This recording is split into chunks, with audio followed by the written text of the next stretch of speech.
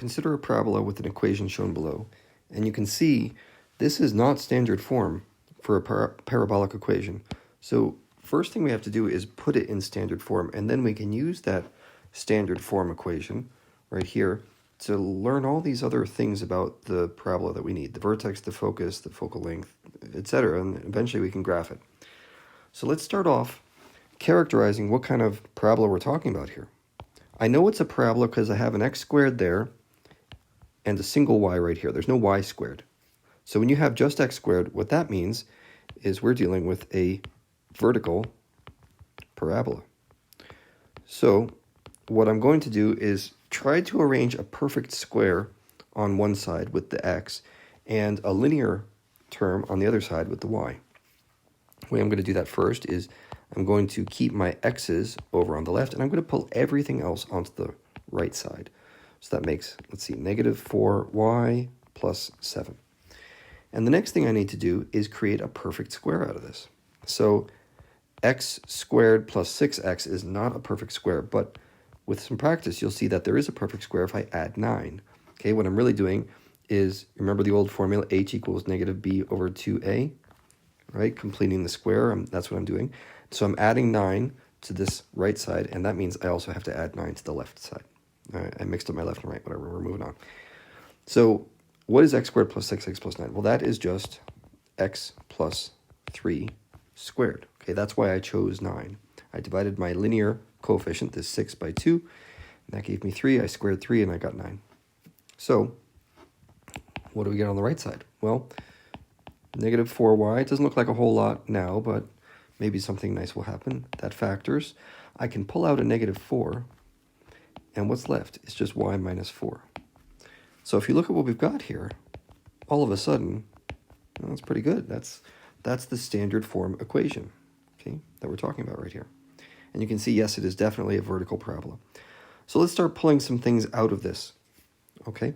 If you remember what the standard form equation looks like, it's x minus h squared equals 4 times p y minus k.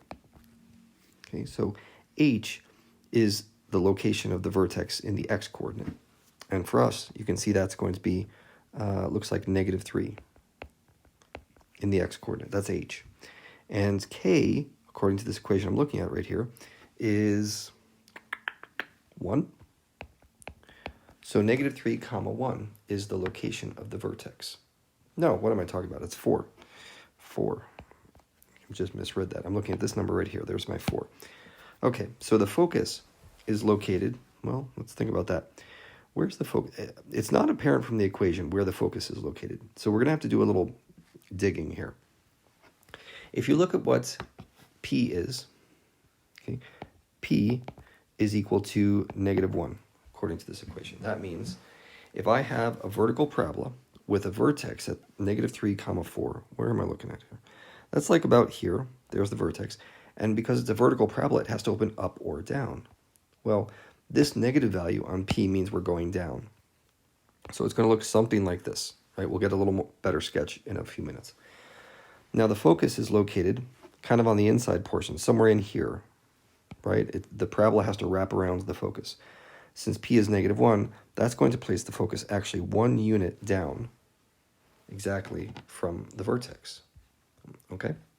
So that's a start. I don't exactly know the shape of this parabola yet, but that's a pretty good start. And I'm going to say the focus is located at negative 3, same x value, but 1 unit lower in y, so 3. The focal length, as I've talked about, remember, that's the absolute value of P. Okay, so that's going to be 1 for us. You can never have a negative focal length. And the focal diameter, that is just the absolute value of 4P. Okay, so that's going to be 4. The equation of the axis of symmetry, well, where does this look like it's symmetric around? If you just draw a line right here, you can see it's a mirror image on both sides, right? That's the axis of symmetry. So that is a vertical line. So we say x equals, and now you give it that x coordinate, negative 3. And the equation of the directrix, well, where is the directrix? This is important to remember.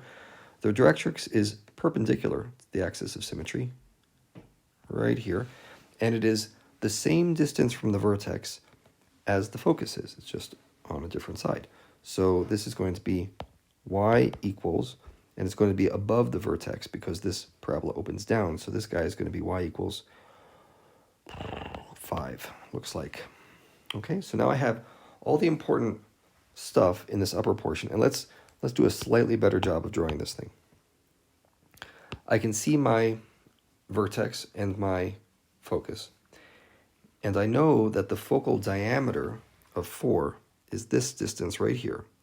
That is the length of the latus rectum. And the usefulness of that measurement, the latus rectum, is that you can draw from the vertex to the latus rectum, and that sort of defines how wide this parabola is. And this is, I don't know, typical looking parabola. It opens down. And yeah, I think that's all there is to this one. Now, a couple points. If P had been positive, this guy would have opened up, right? You would have had an upward facing parabola. And if y squared had been in this equation instead of x squared, you would have had a parabola that opens left or right, like so. But we'll get to those in a different video.